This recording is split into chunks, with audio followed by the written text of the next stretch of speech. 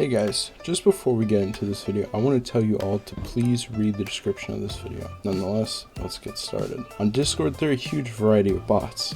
This video will explain some of the main ones and why they are amazing. Meeseeks. With Meeseeks, there is a dashboard where you can access all of Meeseek's features. The features include reaction rules, custom commands, and moderation. Meeseek is a very simple bot to use, and we will make a video in the future explaining it in full detail if you want. Please let us know in the comments below. Activity rank. The activity rank bot is incredibly useful as it monitors members' activity and has multiple commands to view such things. You can also auto-assign roles upon reaching a certain level. In Chill, we use the bot to check the top list for the server to see which members are most active.